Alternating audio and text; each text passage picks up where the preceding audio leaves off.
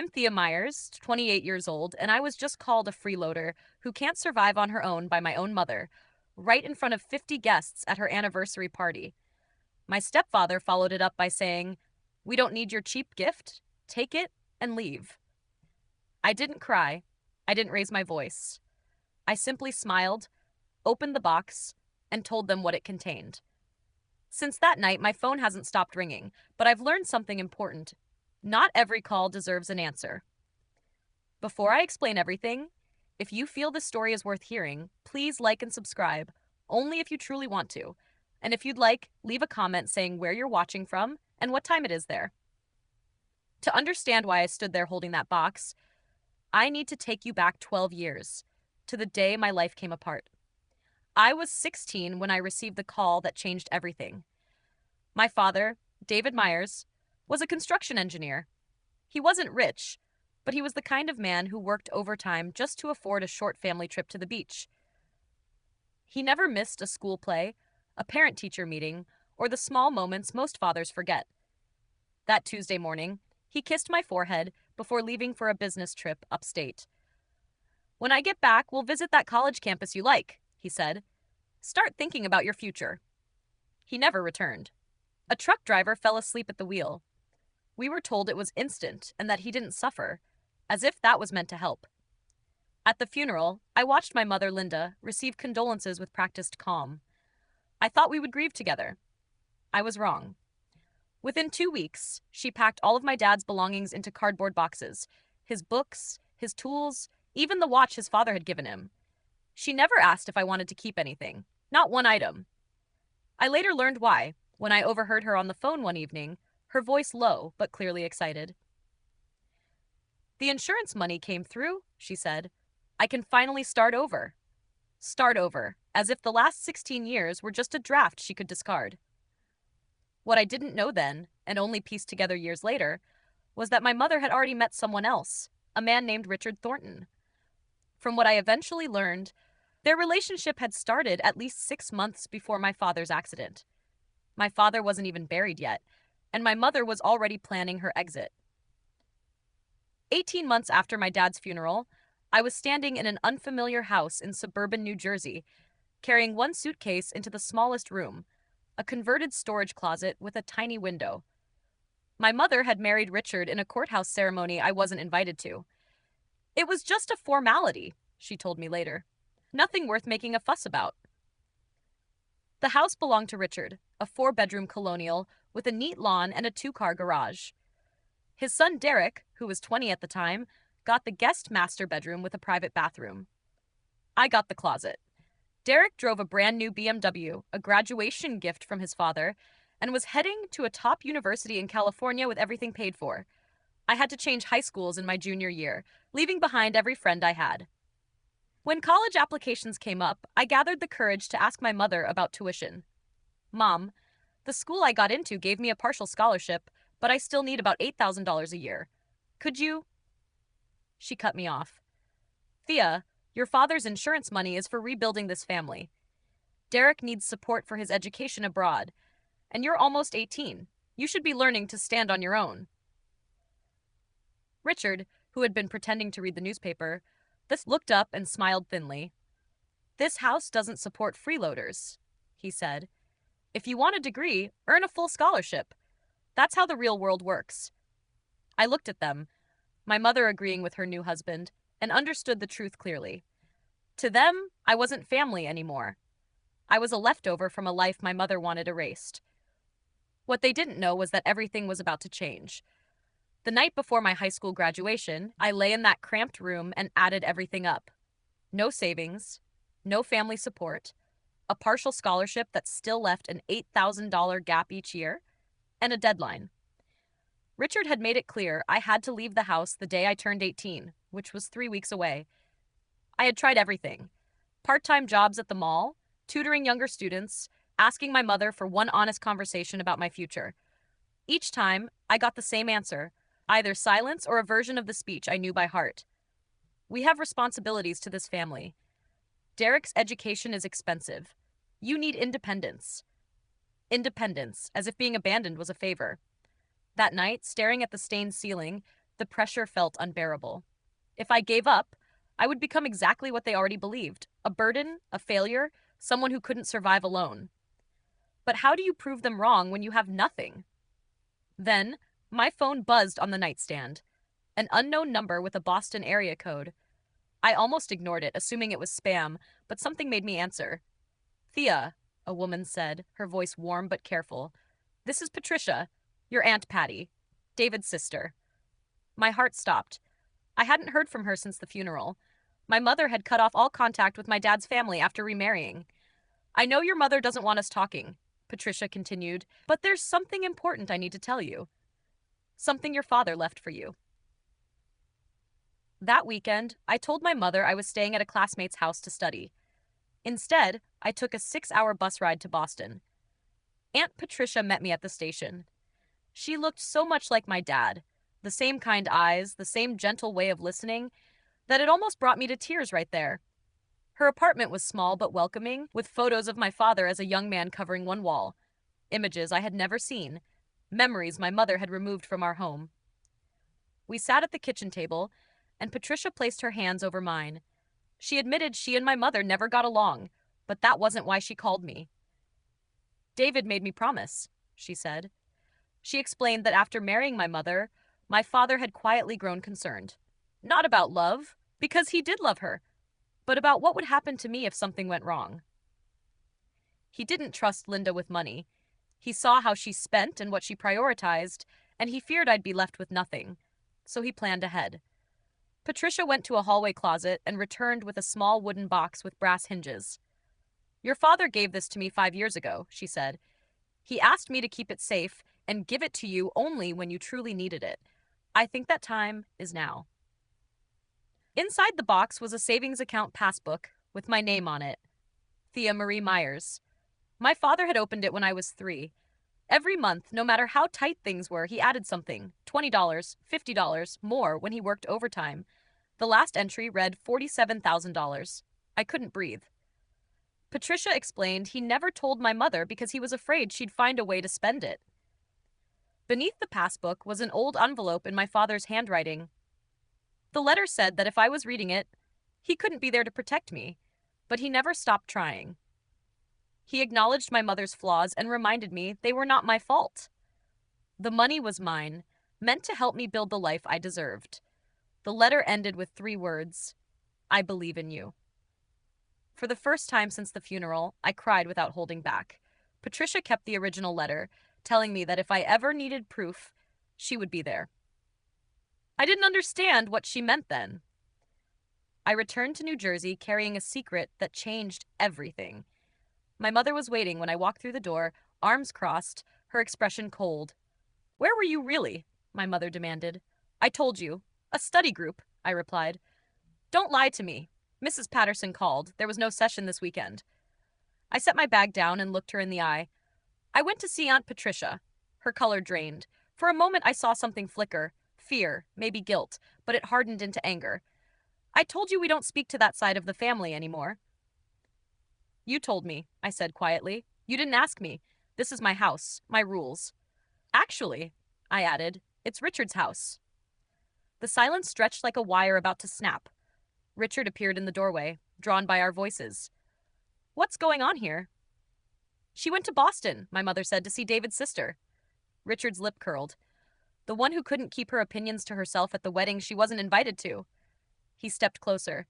"Listen, you live under my roof, you follow my rules, and my rule is we don't associate with people who disrespect this family." "They are my family," I said. "My father's family. Your father's dead."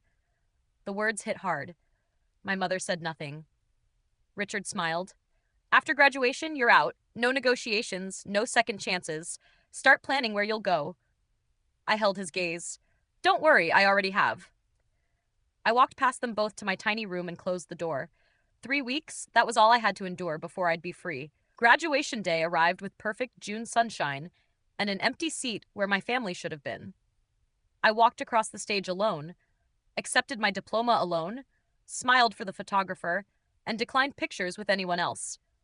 My mother and Richard had other priorities. Derek needed a new car for his first year in California. They spent the morning at the dealership. I spent it packing. 2 suitcases.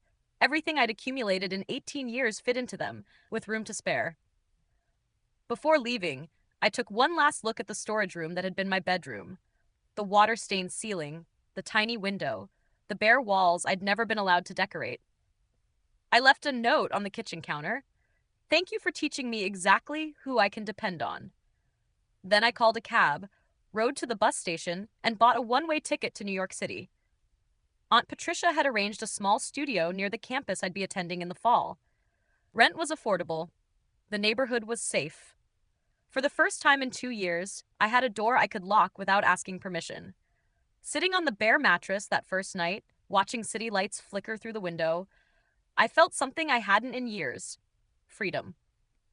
Terrifying and exhilarating freedom. I didn't know then that I wouldn't speak to my mother for nearly a decade, or that the next time I saw her, I'd hold a gift worth more than anything she'd ever given me. All I knew was I had survived, and now I would build. Freshman year, I waitressed at a coffee shop near campus, 30 hours a week between classes. Some nights, I survived on day-old pastries and black coffee. I slept 5 hours if lucky, but never missed an assignment. Sophomore year, I interned at a small interior design firm downtown.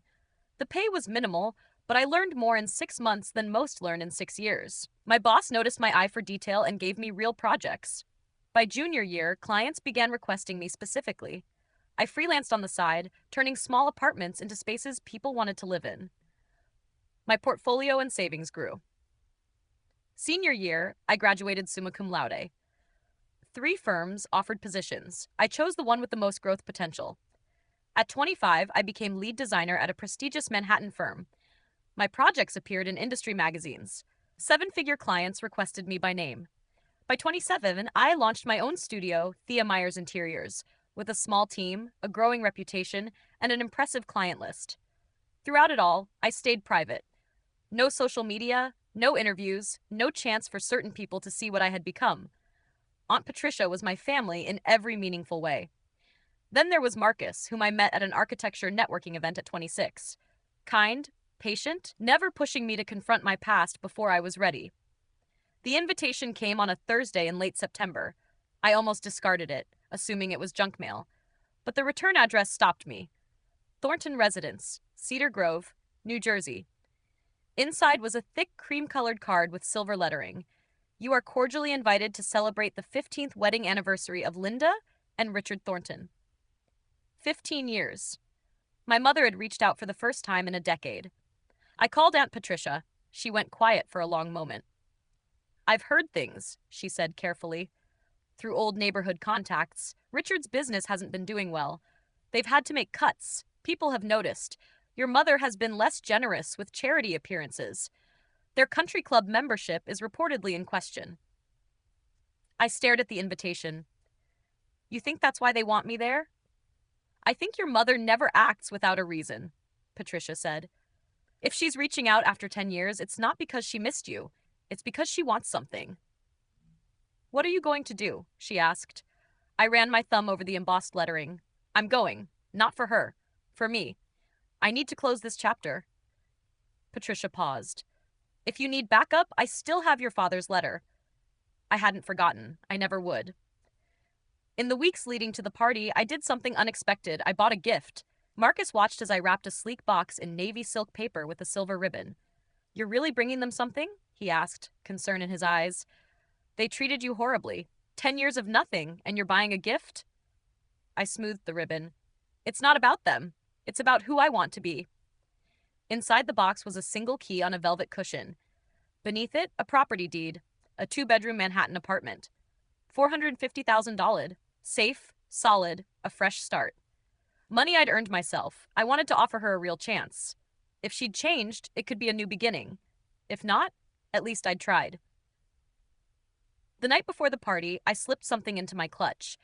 A copy of my father's letter and documents proving the savings account history. Everything I had was built on the foundation he gave me. Not stolen, not borrowed, mine. I hoped I wouldn't need it, but I'd learned that hope and preparation are not the same. I didn't know then what I was walking into. Let me ask you, if you were in my shoes, would you have gone? Drop yes if you would have faced them, or no if you think I should have stayed away. And if you're enjoying the story, hit like so I know to keep going. The country club looked just like the old photos my mother used to post: crystal chandeliers, white linen tables, a string quartet playing softly. About 50 guests mingled, champagne flutes in hand, laughter echoing off marble floors. I entered alone. Heads turned, whispers followed. Is that Linda's daughter? The one who disappeared? I heard she's struggling in the city. I kept my expression neutral. My black cocktail dress was simple but elegant, something people with real money recognize. Hair pulled back, I carried the navy blue box. Across the room, I spotted my mother before she noticed me. Linda Thornton at the center of a group of women, silver anniversary jewelry catching the light. She'd aged well, or expensively. Her smile was bright, practiced, the public performance smile she'd perfected over years. Then her eyes found me. Her smile froze for a moment, a flicker of surprise, calculation, maybe annoyance, before the mask slid back into place. She didn't come to greet me, didn't wave, only offered a slight nod, like one might acknowledge a caterer. Thea, I turned. Derek stood behind me, champagne in hand, smirking as if we were old acquaintances. So the prodigal daughter returns. He looked me up and down. Coming to beg for scraps? I met his gaze evenly. I was invited. Sure you were, he stepped closer. Word of advice, don't embarrass yourself. Nobody here cares about you. I smiled slightly. Then nobody should mind if I stay. Derek hadn't changed. 32, still coasting on his father's money, what little was left. I'd done my homework. The California degree had led to nothing.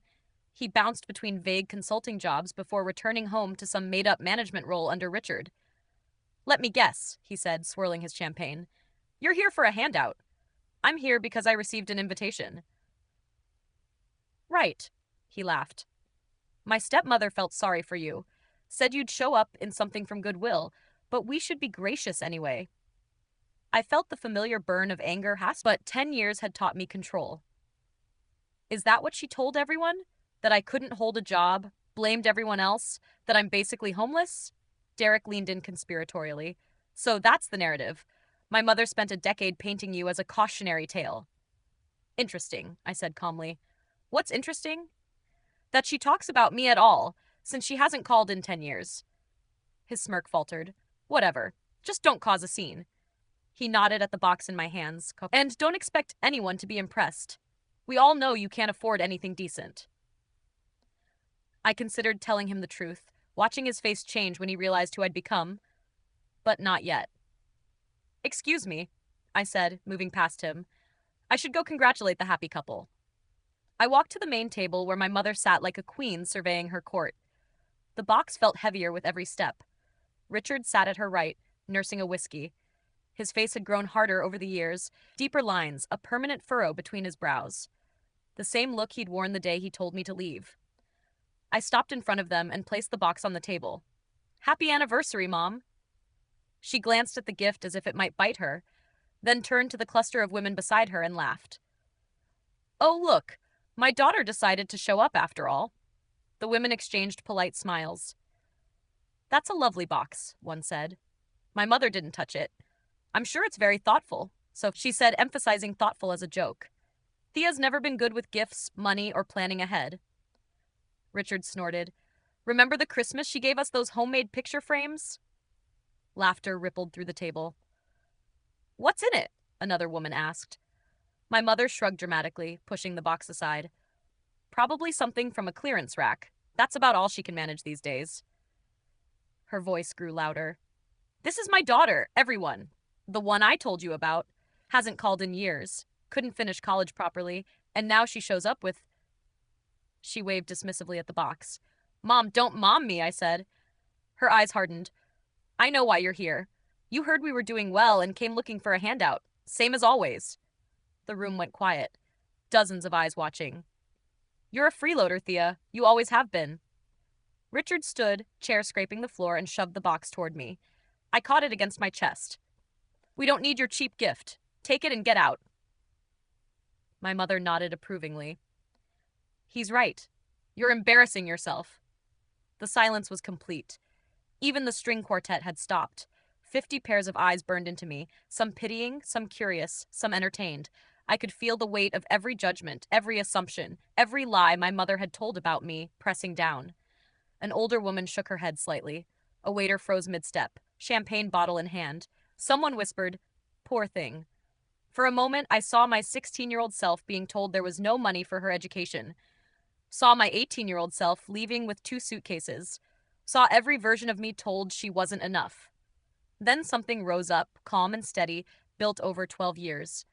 I looked at my mother, Richard, the crowd who thought they knew my story, and I laughed. Not bitterly, not mockingly, but softly, with release. "What's so funny?" my mother snapped. "Nothing," I said, holding the box steady. "I'm just thinking about how you have no idea what you just refused." "Excuse me?" I began untying the silver ribbon. "You wanted to know what's inside?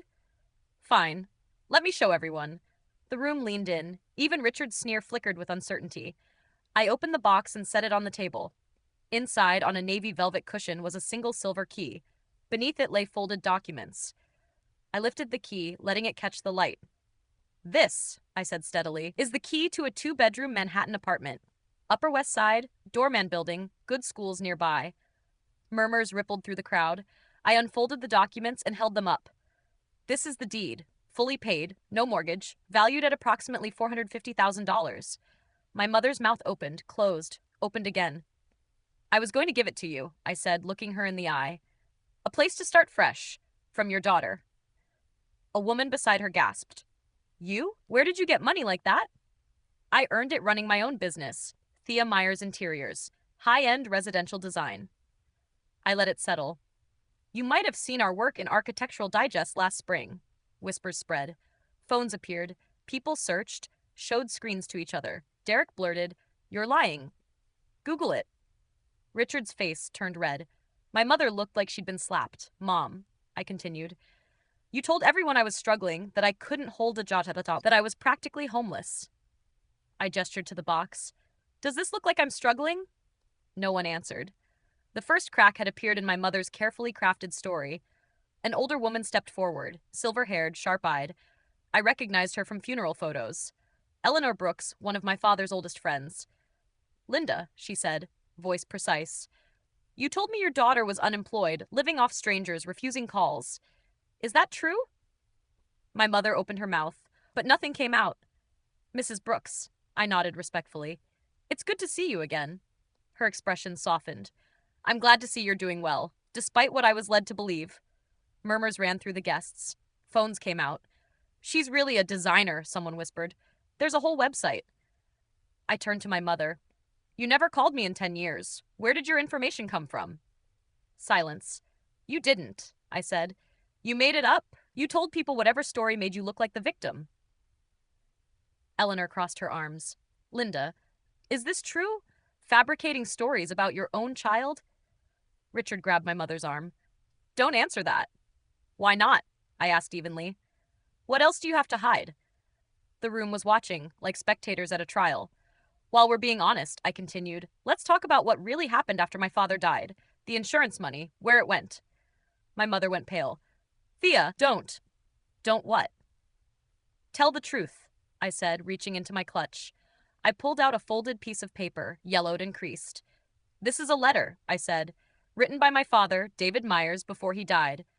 Eleanor's hand went to her heart. "Your father wrote you a letter." "He did." I unfolded it slowly. "And I think everyone here should hear part of it." My mother lunged forward. "Give me that!" Richard held her back, his own face pale. I began to read. "My darling Thea, if you're reading this, it means I am no longer there to protect you. I know your mother has her flaws. I know she doesn't always put you first. That's not your fault, sweetheart.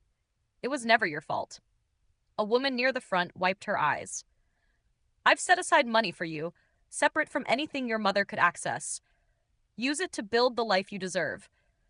Don't let anyone tell you you're not good enough." I lowered the letter and looked at my mother. He knew. He knew that if something happened to him, she wouldn't care for me properly, so he made other arrangements. "David wrote that," Eleanor whispered. "Linda, you told me he left nothing for Thea, that the insurance barely covered the funeral." My mother said nothing. "The insurance payout was over $200,000, I said quietly. "I never saw a penny. It went to this house, Derek's education, a new car, a country club membership." The crowd murmured, a low roar building. Richard pulled my mother close, whispering urgently. She looked like a woman watching her carefully built world crumble. For the first time in 12 years, she had no script. I'll pause here for a moment. Can you guess how my mother reacted? Drop your prediction in the comments. If this story resonates, hit like. It helps others find it. Here's what happened next.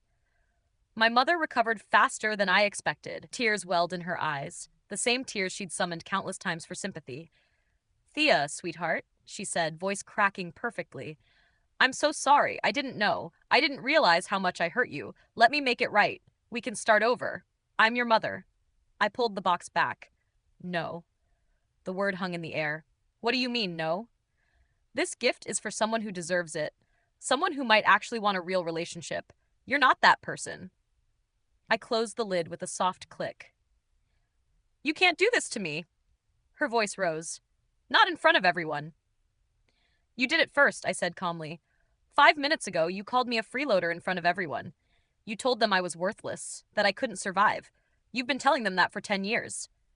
That was different, she snapped. How? I tucked the box under my arm. You humiliated me publicly. You lied about me publicly. And now you want what I have? That's not how family works. Eleanor stepped closer, watching with fascination and a hint of respect. If I'm honest, I continued, I came hoping you'd changed. Hoping there was some version of you who actually wanted a daughter, not a target. My mother's mask slipped. Pure fury blazed. You ungrateful little... I'm grateful. I cut her off. Grateful I learned early exactly who you are. I turned toward the door. This apartment will go to someone who actually loves me. Richard stepped in front of me. Now hold on. His voice shifted to a nearly friendly tone, like a salesman sensing a slipping deal. We're family. Families have disagreements. We're not family, I said. You made that clear 17 years ago. Things were said in the heat of the moment. You told me your house doesn't support freeloaders. I met your gaze without flinching. So I left and built my own. Why are you complaining now? Derek appeared at his father's shoulder. Look, I know we haven't always. He trailed off. This is crazy. You can't just walk out with a $500,000 apartment. I can do whatever I want with my money, I said. Derek laughed nervously. Come on. We're practically siblings. We're strangers who shared a house for 2 years. In that house, you got everything. I got a closet. Richard tried again. What if we talked like adults? Maybe there's an arrangement? I'm not interested in arrangements, I said, stepping past them. My mother had risen from her chair, makeup streaked where tears had run. Real tears, maybe, or just a better performance. Thea, please. I made mistakes. I know that. Just give me a chance. I stopped at the door and turned one final time. You had chances, Mom. 17 years of them. You chose yourself every single time. When you're ready for a real relationship based on respect, not what you can take from me, you have my number. I walked out into the cool October night. The door closed behind me like a final punctuation mark. Marcus was waiting when I got home. He didn't ask questions at first, just wrapped his arms around me as the adrenaline drained. How do you feel? He asked. I thought, really thought. Free. He smiled. Good answer. My phone buzzed relentlessly. 47 missed calls from my mother, 12 from Richard, 8 from Derek, plus unknown numbers, probably party guests. Texts flooded in. Please call me. We need to talk. I'm sorry. You can't do this to your own mother. Marcus watched. You going to answer any of those? Not tonight, I said, silencing the phone. Maybe never. We ordered takeout and ate on the couch as the city glittered outside. My phone glowed periodically in my peripheral vision, a pulse of desperation I no longer felt obligated to acknowledge. What happens now? Marcus asked. I don't know, I admitted, leaning into him. I gave them the truth. What they do with it is their problem. And the apartment. I smiled. I have someone in mind. For the first time in 12 years, the weight of being unwanted by the people who were supposed to love me felt lighter. Maybe it would never fully disappear, but tonight, with someone who chose me freely, it was enough. The fallout arrived in pieces over the next week. Aunt Patricia called first, barely containing her satisfaction. You'll never guess what I heard. Eleanor Brooks had a large social circle. By Monday, the story of the anniversary party had spread through every women's group, charity committee, and country club within 50 miles. Linda tried damage control, claiming the letter wasn't real and that I had always been difficult. Did anyone believe her? No. 3 guests confirmed they had Googled my company during the party. Patricia reported, "Your website got 1,500 visitors that night alone." The business consequences came next. Richard was negotiating a major contract with a regional supplier whose CEO was a friend of Eleanor Brooks. After hearing about the party, they requested more time to review the terms. Weeks later, the deal went through, but on less favorable terms. Derek's mother, Richard's first wife, caught wind of the drama, called Derek, expressed disappointment, and cut his support check by half. None of this brought me joy. I didn't check my mother's social media or count karma points, but it was quietly satisfying to know the truth was finally out. For years, my mother controlled the narrative. Now it had corrected itself. Patricia asked if I regretted it. No, I said. I just wish I'd done it sooner. She laughed. Your father would be proud. I hoped so. 2 weeks after the party, I answered my mother's call, just once, for closure. Thea, she said, voice stripped of polish. Thank you for picking up. I almost didn't. A long pause. I know, I understand. I want you to know. I've been thinking about everything you said, about the choices I made. I know I wasn't the mother you needed. This was the moment I was supposed to forgive her. I didn't. What specifically do you regret, Mom? Silence. Because from where I'm standing, it sounds like you regret getting caught, not what you actually did. She stopped, then started again. When your father died, I was terrified. I grew up with nothing. My mother had been left with 3 kids and no money. I promised myself that would never be my story. So you abandoned me instead, she said. I didn't see it that way. I know that's the problem. I heard her crying. Real crying this time. The raw, graceless kind. I just wanted to be safe, she whispered. I was so scared of ending up with nothing. I understand fear, I said gently but firmly, but being scared doesn't give you the right to hurt the people who depend on you. What can I do? How do I fix this? I don't know if you can, but if you want any kind of relationship with me going forward, it has to be real, equal, no manipulation, no stories about me to your friends, no calls asking for money or favors. A long pause. I understand, she said. I hope so, Mom. I really do. I hung up. It wasn't forgiveness, but it was a boundary. 6 months later, I gave away the apartment. Not to my mother, but to Aunt Patricia. She stood in the empty living room, tears streaming, the key clutched like a lifeline. Thea, I can't possibly. You can, I said, hugging her. You're the one who saved me.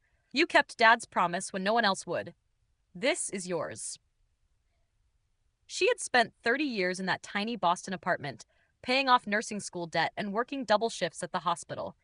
She deserved a place with sunlight, a doorman, and neighbors who brought cookies at Christmas. The Architectural Digest feature brought 3 high-profile clients. My team grew from 4 to 7. Marcus and I got engaged on a quiet Tuesday evening. No fanfare, no audience, just the 2 of us and a ring that had belonged to his grandmother. I built a family, not the one I was born into, but the one I chose. Patricia. Marcus. My college roommate who let me sleep on her floor. My first boss who believed in me before I believed in myself. My mother called once a month, short, surface-level conversations.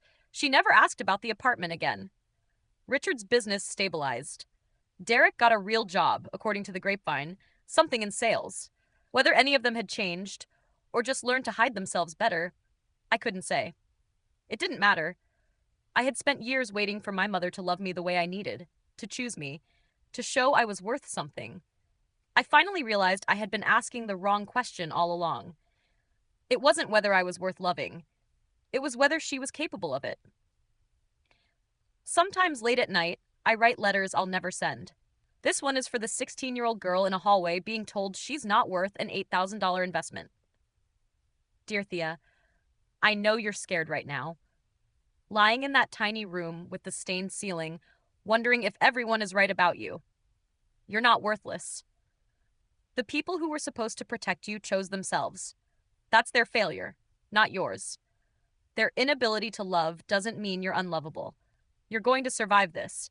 More than survive, you'll build something beautiful from the wreckage.